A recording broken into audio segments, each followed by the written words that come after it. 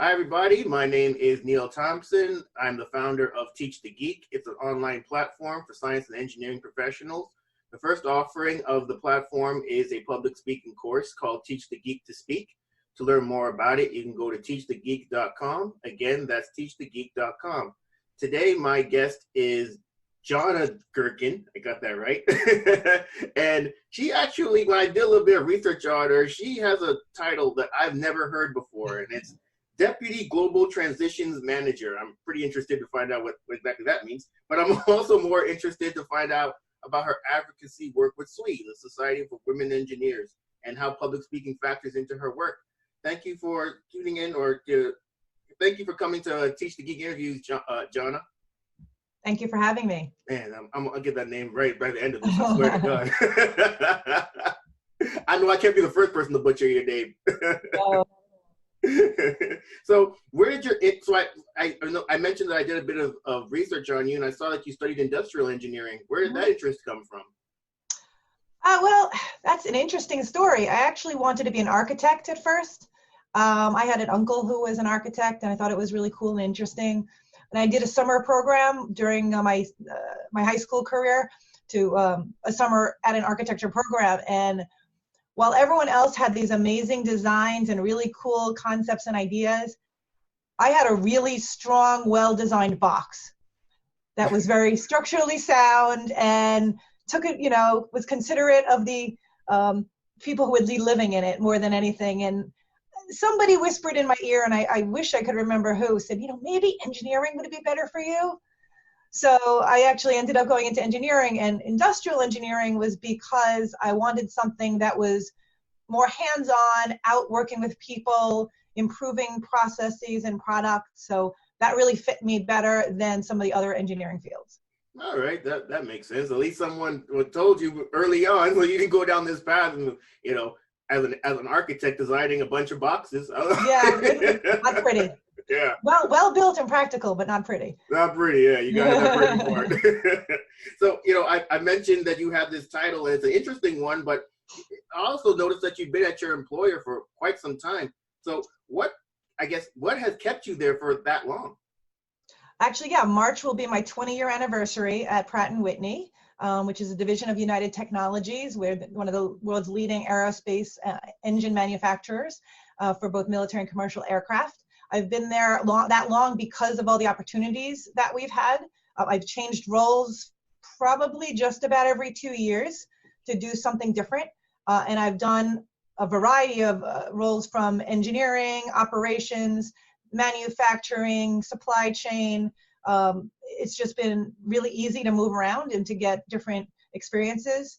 The role I'm in right now, which you mentioned, global transitions, we actually resource parts around the world to take advantage of quality or capacity or cost. So if we say have a supplier who maybe is either underperforming or can't keep up with our demand and we need to bring on an additional supplier, we have to make sure that they can do it well, because if we give work to a new supplier who can't perform, that doesn't help us. So we basically manage the transition of bringing on a new supplier, making sure that they're capable, that they can produce at rates, that they can give us good quality parts, so that when we flip the switch and give them work, that they can be successful.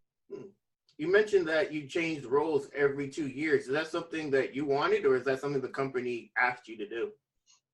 It's more that I wanted, because I get a little bored. So it's, I don't like being bored, and I want to do different things, and I wanted to learn. Early in your career, it's easy to kind of spend all your energy and take a lot of time and really focus on the job well and be successful really quickly, and then get bored because, well, you think you know everything, but usually you don't. But so moving around a lot then helped me just kind of understand what I did like to do, but also what I didn't like to do. And so now I'd say maybe I'm moving less frequently and probably not moving as quickly in the last few roles, but it's definitely a great perspective to understand what's going on in the company from a variety of different areas. So you come into Pratt & Whitney with a degree in industrial engineering, and you have certain skills based on that degree. What skills have you picked up while you've been at Pratt & Whitney?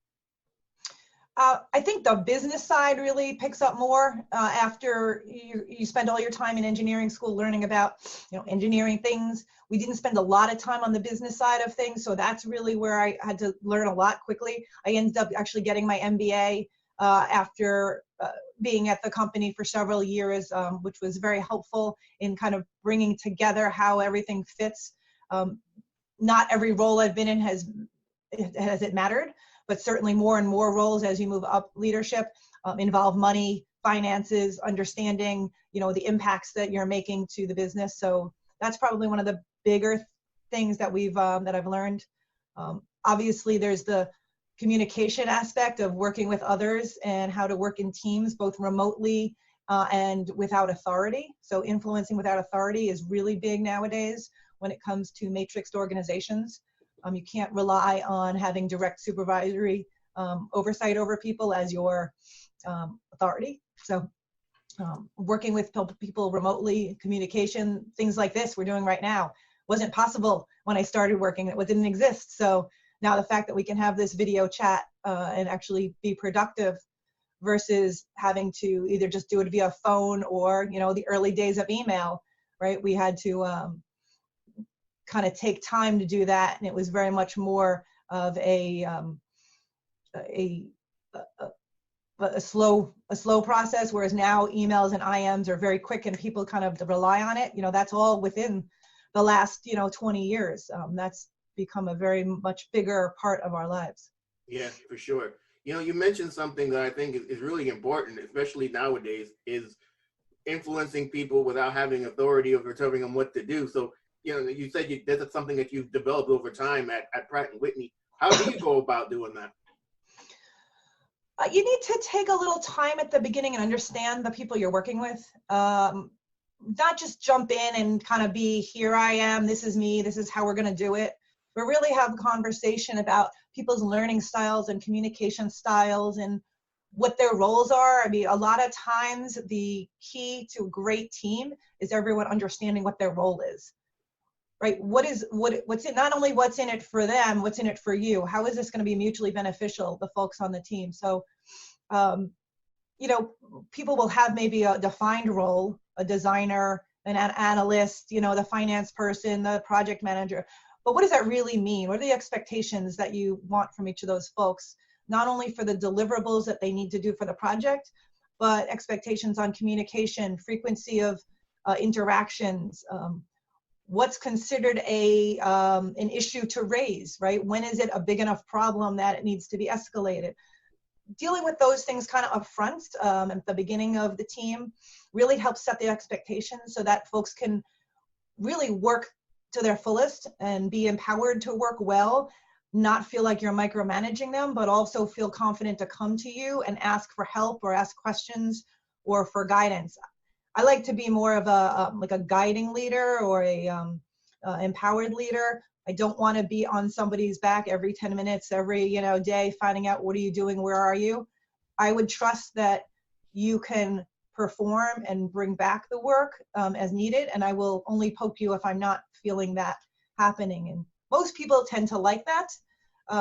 Certainly folks that are maybe more experienced, which now I tend to work with folks more who have had enough experience where they've earned the trust and earned the right to work independently. But more newer employees need to understand that we're not going to be there to hold their hand every minute, that they need to learn to be a little independent and work, and then come with an issue when it becomes something that you can no longer solve, or you really are at a crossroads and need to make a decision. Yeah, for sure. And especially with those same younger people, even older people, actually, they also need to have the sense that they're allowed to make mistakes. Yes. A lot of times, if you're one of those people that you want to be told what to do, it's because you're scared that if something goes wrong and you get blamed for it, you'll think, well, man, I should have just be told what to do as opposed to maybe taking initiative and doing something. Yeah, we're big on not blaming. It's never a person's fault, it's the process's fault. Where did we not have something in place to catch the mistake, not blaming a person for it? So we can only, we're in a world of innovation, right? All of our products need to keep evolving. So If we start blaming everybody for problems, we're never going to make the next step. No one's ever going to be able to feel comfortable taking a chance. So we try to not have that as a barrier. We try to make sure that people understand that taking a chance is okay. It's just a matter of making sure we've covered all the requirements. Okay, so I also noticed from just doing a little bit of research on you that you're pretty heavily involved in the Society for Women Engineers. So what motivated you to become a member? So I've been a member since freshman year in college. My first year, it was the only organization I joined. The school I went to was, as one would expect, many more males than females in the engineering program. And it was the one organization that I felt welcomed and included, and felt like I had something in common with the women there. So I reached out pretty much immediately. And so I've been involved in there, and I recently had my, it's been 28 years since I've been a member now. So already past my quarter century as a member. And it's really been the one constant in my whole career since college through now. When I moved out of state, Connecticut is my new hometown, but not where I grew up. So moving to a new state where I knew nobody, the SWE section was here for me with their open arms to embrace me. The women in the section who worked at Pratt Whitney were there for me to kind of help me learn the ropes. We've become lifelong friends. We've had baby showers, we've had weddings, we've had, unfortunately, funerals, but the whole life cycle with these women who I consider family and sisters. It's been an amazing organization to be a part of, and I was privileged to serve as the president for the fiscal year 18 term, which was 2 years ago. And the organization really brings so much joy, not only to me, but to the members that we have all over the world, as well as all the people we're reaching every day to encourage young women and girls to go into the engineering field. Okay, so your membership, obviously, it's been very important to you. It's been something that's been part of your life since freshman year of college. What exactly does a SWE membership entail? What do you get out of it? So, great question. Thank you for asking. So, SWE membership is really means that you support the mission. So our mission is simple, is to get more women and girls interested in engineering, to help them stay there, and to give back to the profession. Now that's the simple version of our mission, because it's, wanted to keep it easy for everybody. But really anyone who supports the mission is welcome. So most people will ask us, do you have to be a woman or an engineer to join? And the answer is actually no. We don't care what gender you are, and we don't care what profession you are, as long as you support our mission. And that's what we're looking for, people who want to embrace it, celebrate it, and help us grow the profession, because we all know engineers are awesome, but we don't have a really good representation across the board of women and other underrepresented minorities. The profession does not reflect the world around us. So how can we get more of those other perspectives into the profession? And that's what we're all about. So membership really gets you access to our huge network. We have over 40,000 members throughout the world. We have over 400 sections, as well as affiliate groups who really take the time to either get together virtually or physically several times a year to meet up and discuss and chat about different topics. We have an amazing set of conferences every year, one large one every year, the annual conference that has usually over 15,000 attendees.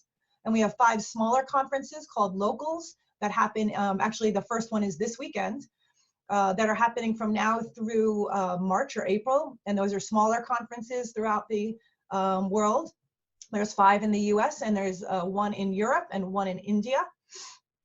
Those help, again, get people together physically. We also have an amazing learning portal where we have webinars and seminars and other online resources that you can use.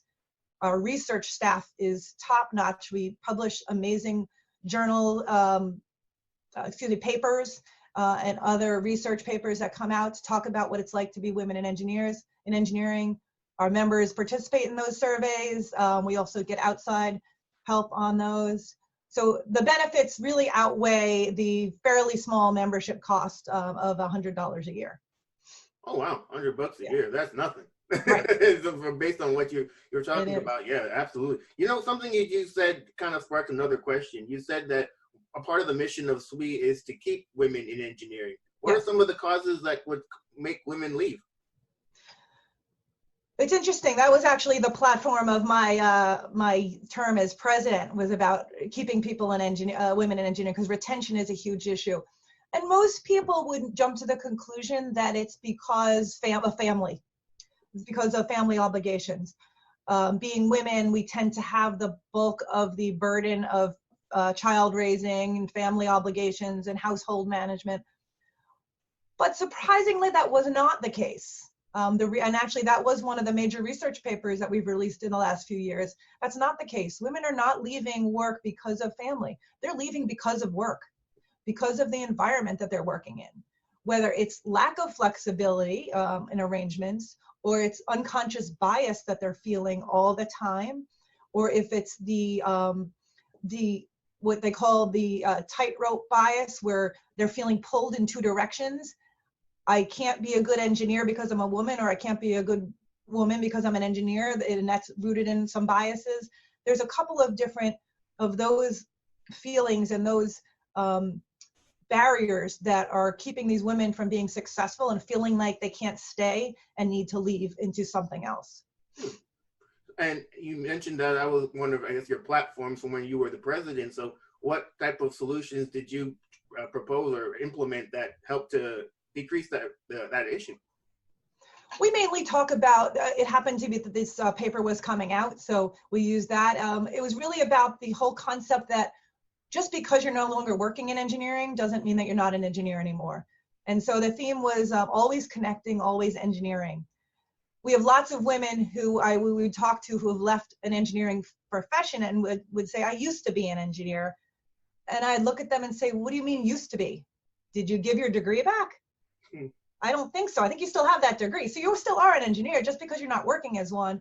And so we were trying to celebrate all those different types of ways that women are engineering, right, in their lives, at their work, in different workplaces.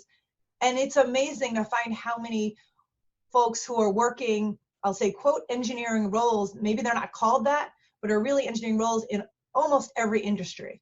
Almost every company, business, area of the world, they pretty much will have an engineer on staff in some form or another. And so we were trying to celebrate that and bring that out so women will feel connected. At the same time, we launched a couple of years ago a program called the STEM Reentry Program.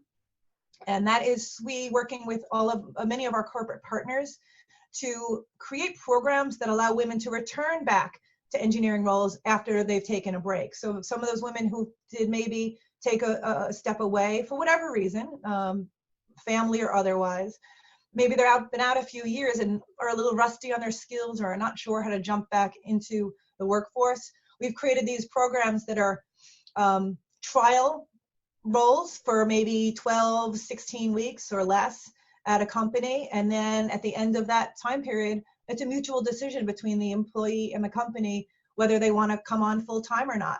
And it's not a good or a bad thing if the person decides not to pursue it. Maybe they're not ready. Maybe they didn't think their family was ready, or they weren't ready to come back to work, or the company didn't find the right fit. But it gives a nice, easy way to come back into the workforce after being gone a few years. And the success of the program has been amazing. It's been growing every year. New companies add on every year.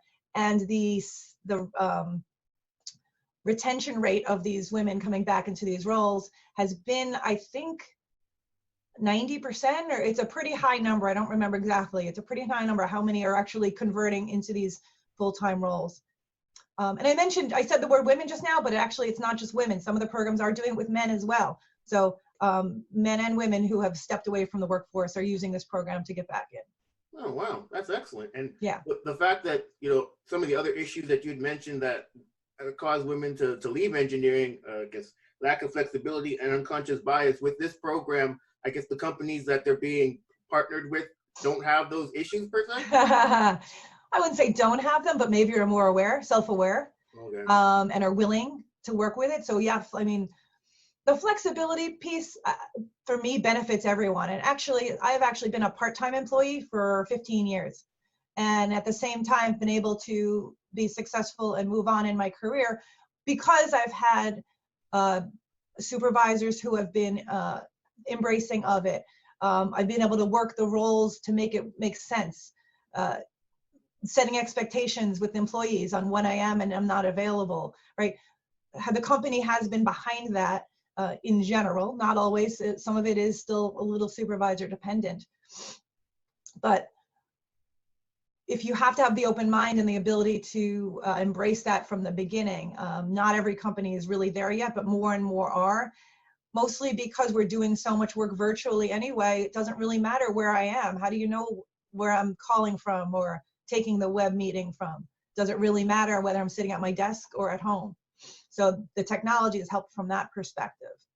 As far as unconscious bias, that is a field that I think we are still exploring. Folks are still learning about. Companies are still opening their minds to. It's more than just taking a class on it and having every employee attend the training and say, yep, we're good. It really is an ongoing learning process, because understanding your own biases is first, and then being able to identifying them in others is second. So being able to have those conversations, which are sometimes uncomfortable, and being able to call people out in a honest and meaningful way, not in an accusatory way, but saying, hey, you may not have realized you've done this, but being able to have that conversation is really just the first step to making the whole culture less biased. Yeah, for sure. So I just from doing some research on you as well, I saw that you've spoken at SWE conferences as well. And of course you have, because you've been a member this long. I'm sure you've probably done everything that there is to do when it comes to SWE. Have you always been good at public speaking? And if not, what have you done to get better at it? Oh my God, I was terrible. High school, I was embarrassing in high school. If any of my high school friends could see this, they'd be laughing right now. I was terrible. I was shy, quiet, nervous. I never wanted to say anything. What changed, I think, was going to college, was going to this engineering program, and there weren't a lot of women. Because to me, I think I always felt I was being judged more by the women than the men. So here there weren't as many women, so I could have a fresh start in college where nobody knew me, start all over, become that new kind of person who is confident and can stand up and have a conversation. And in college, it's all those huge classes, those lecture halls, right? Those big, and when you're at the bottom of that lecture hall looking up into a sea of faces, it's almost like you don't care who's up there because you can't even see them. So you can, I would usually have a friend, when we were doing a practice session, have a friend stand at the back of the room and be my kind of person I looked at, and would give me thumbs up and thumbs down kind of gestures to say louder, softer, or, I can't hear you, or whatever hand gestures. That would be how I would practice, making sure I could speak clearly and loudly. I also had to learn how to slow down a lot. I'm normally a very, very fast talker, which may be coming through today a little bit as well. When I get passionate and excited, I start talking much faster than most people would like to hear me talking. So slowing down, being thoughtful about words, understanding how to get rid of the or the those interjection words just to fill space. That took a lot of time. And the practice that I got in SWE actually helped me more in my career than vice versa. Because SWE is a safe space to practice. Nobody's going to be judging you. No one's going to be criticizing you. Your pay is not at risk. Right? There's really nothing at risk because it's all volunteers who are all there for the same reason, for the mission. Excuse me. And you'll get great constructive criticism, or you'll get praise depending on how you did. So you learn at SWE, we take it back to the workplace. Now I have no problem giving presentations in front of thousands of people or 10 people or whatever, executives, new hires, it doesn't really matter. As long as I'm comfortable with the content and what we're speaking about, then I'm good to go. Wonderful. When it comes to public speaking, do you have a process for putting your presentations together? And if so, what is it? Yeah, it depends on the topic. There's certain times where if I'm comfortable enough, I might just wing it. Other times, I actually gave a commencement address a couple of years ago for the Quinnipiac School of Engineering, which I was honored to be asked to do. That was probably the most nerve-wracking thing I've ever done, because it's their graduation, right? It's a moment, it's a memory for them. So I took a lot of time writing that one down. Normally, I don't write speeches down. I bullet points or notes. I actually wrote that one out because I wanted to make sure it was really good for them. But in general, I'm more of a bullet points, hit the hot topics. I like to do speeches that are engaging and interactive and a little funny if I can make them, just to keep the audience excited.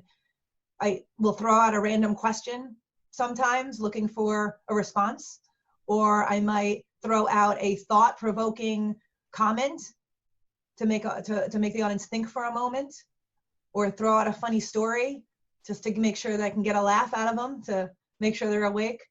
Try to keep it interesting, try to keep it fun, not too serious. Honestly, most of the stuff I'm doing in the either SWE, the diversity space, bias, those kind of topics, you can keep a little bit lighter. I'm not really giving rarely giving speeches on anything very heavily technical, related to work or the industry, which, might not allow some of that flexibility. Yeah, you know what? I'm going to use some of your tips because I'm actually going to. So it's funny you mentioned those locals that are happening that SWE puts on. I'm actually going to be speaking at one tomorrow. Oh, you're going to be. Oh, it's right, You're in San Diego. Excellent. Mm-hmm. Awesome. Yep. So I'm going to try to be as interactive as their former president. Perfect. All right. So you did mention this, that when you first started public speaking, you used to get nervous. But do you still get nervous? And if so, how do you deal with your nerves? It's funny. I do get nervous. I'd say my body gets nervous more than my mind. So mentally, I'm fine. But for some reason, my body still reflects the nerves. And I've learned to just deal with it by, honestly, being very cognizant of what I'm wearing. I tend to get a little red and blotchy, so I will try not to wear anything, too, low cut or revealing. If I'm going to be up in a group, I might wear something with a higher neck, or, some sleeves rather than sleeveless, or a jacket. Because really, it's my body reflecting my nervousness that's not really mentally there anymore. And I still haven't figured out how to get past that. Interesting. Yeah, I don't have any ideas for that. I've never been red and blotchy a day of my life. I think for rather obvious reasons. So this has been a lot of fun, Jonna. Is there anything else that you'd like to talk about based on the work that you're doing? I just want to encourage all your listeners to be confident and take a risk. Try. Public speaking, as you mentioned, is not normal for engineers. It's not something we're taught in school. So take the risks, practice, because you'll never get any better if you don't practice. Absolutely. Practice makes progress. Yep. So how can people contact you? So I'm happy to connect with folks on LinkedIn. Come see me at Jonna Gerken at LinkedIn, the usual way. You can also find me on Twitter, and at Jonna Gerken on Twitter. I've got a really great following there, mostly around diversity and inclusion and engineering topics. I would love to connect there as well. Excellent. Well, everyone, that marks the end of another edition of Teach the Geek interviews. My name is Neil Thompson. I'm the founder of Teach the Geek. It's an online platform for science and engineering professionals. The first offering is a public speaking course called Teach the Geeks to Speak. To learn more about it, you can go to teachthegeek.com. Again, that's teachthegeek.com. Until next time, please take care.